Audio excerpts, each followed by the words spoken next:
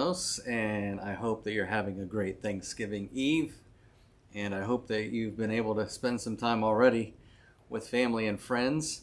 What do you got going tomorrow?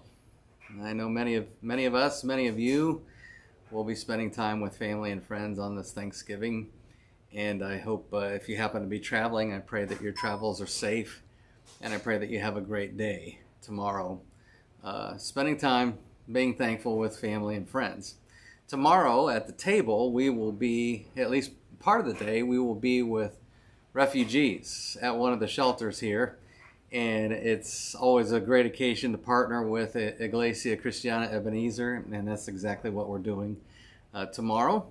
And so, yeah, I'm looking forward to it. It should be a good day, spending some time serving a Thanksgiving dinner, an American Thanksgiving dinner, with refugees here in Los Fresnos. It's always a good time to ask around this time of year, what are you thankful for?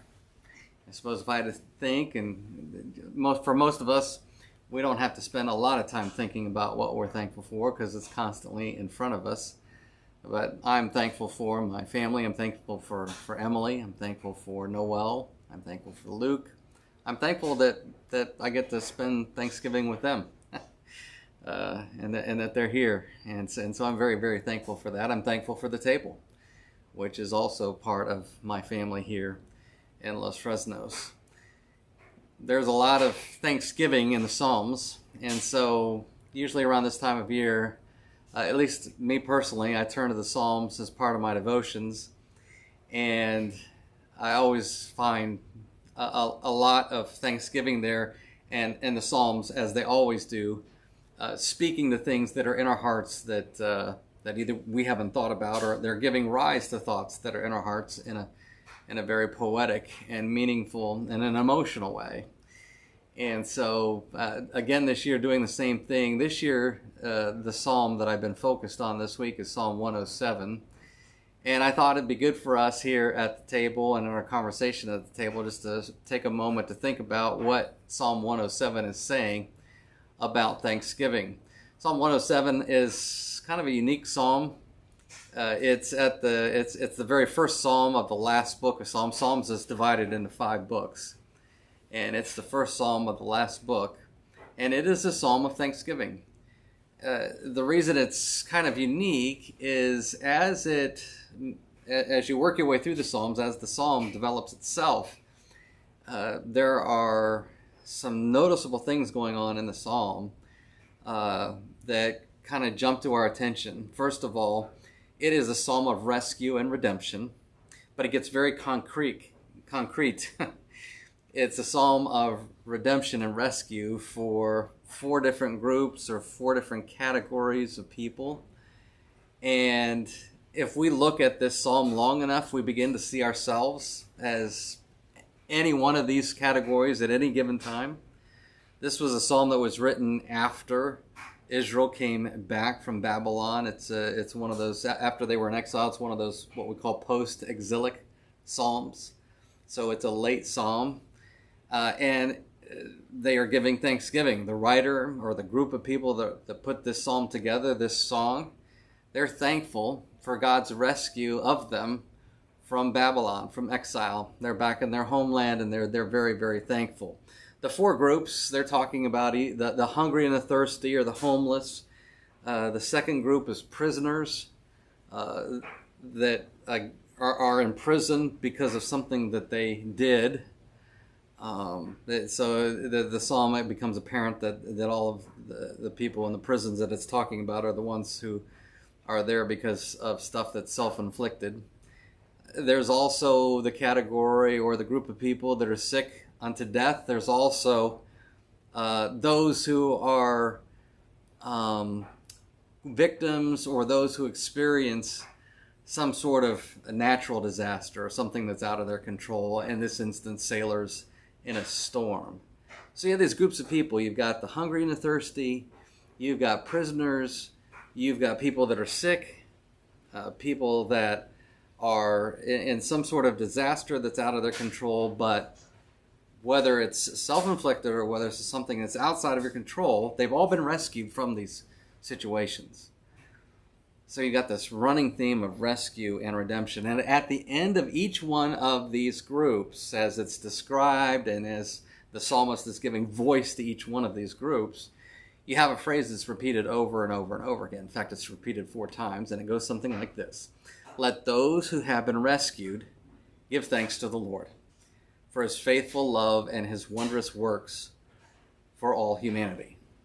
So let those who've been rescued give thanks. If you've been rescued from your hunger and thirst, if you've been rescued from your homelessness or your need, give thanks. If you have been rescued from prison where you were suffering because of something you did, give thanks. If you have been sick, especially if you've been sick in a way that was close to death, give thanks to the Lord. If you've been rescued from a storm or some sort of natural disaster or some sort of thing that was outside of your control, if you've been rescued, well, give thanks. And then it says, give thanks for his faithful love and his wondrous works for all humanity. So this rescue is his love being expressed and on display for these groups of people. And these rescues, these acts of redemption, are wondrous works. And that's kind of where I like to land in this. And it's kind of been capturing my thinking for Psalm 107, because this phrase, wondrous works, or his wonderful deeds, or his wonderful acts, throughout the Psalms, there are various phrases that depict why God is to be thanked, why God is to be praised. And you have these phrases talking about his wondrous works. Well, here, all the wondrous works are his acts of redemption. And if you were to unpack all the other different places in the Psalms where this phrase is being used, that's really what's going on. It forces us to rethink, kind of a myth-busting here, this idea of wondrous works. Typically, we think about wondrous works, well, he did something really nice for me today. Or we think about his wondrous works in creation. And while that's true, and while that shows up in some of the Psalms, typically, wondrous works is something going on with a rescue or redemption. Him being a refuge, him being a shield. And so here, the rescue and redemption, those are his wondrous works. And so as you begin to think about what the psalmist is saying in terms of who God is in redemption and in rescue, then we read it this way, because this is where this is all headed, because it's pointing us to something greater going on here. It's not simply about the rescue of the hungry and the thirsty. It's not simply about the rescue of those who've been in prison. It's not simply about those who've been rescued from natural disaster. That rescue and redemption is always pointing to something else, something greater, something bigger that's going on. And the something bigger that's going on is rescue from sin, death, and the devil. So that when you read this repetition, it can be read this way: let those who've been rescued from their sin and their guilt and the devil give thanks to the Lord for his faithful love and his wondrous works of forgiveness, salvation, grace, and life for all humanity. That's how we understand wondrous works, wonderful deeds, his great acts throughout the Psalms. His acts of rescue and redemption in forgiveness, salvation, life, and grace.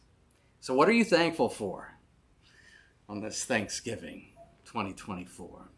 I would encourage you, again, as we gather tomorrow, that at some point, in some fashion, give voice to how thankful you are that Jesus has rescued you. Because his great act, his wondrous work for you is the cross. And so as we give thanks for family, as we give thanks for friends, as we give thanks for our good health, and whatever else has happened to us in 2024 that we should be giving thanks for, on that list, maybe even at the top of the list, is who Jesus is and what he has done for us. Be thankful for Jesus and the cross. Be thankful for his rescue and redemption of you and me. And so as we think about Thanksgiving, think about the great act of Jesus for you in his salvation of you. That is our conversation at the table on this Thanksgiving Eve. And I encourage you again, I hope you have a great Thanksgiving. I hope your Thanksgiving is absolutely wonderful. And I hope that that you don't eat too much. That's always the case, right? The Friday after is always, okay, how much did we eat yesterday? But anyway, I hope Thanksgiving Day is everything. I pray that Jesus is for you in this day, and that you have a wonderful day and enjoy your day, whatever that looks like. And then join us on Sunday. Sunday, we'll be at the community center, and we're beginning our Advent season. And so we got a new, we're moving into a new book in the Bible Binge, and so I'm looking forward to that. Advent's my favorite time of year. It's the best season of the year for me, and so I'm looking forward to the next few weeks, thinking about the coming and the birth of Jesus. It's going to be a fantastic Advent season for us, no matter what happens in the season, because Jesus is always for us. And that's what I want to leave you with tonight. On this Thanksgiving Eve, remember that Jesus is for you.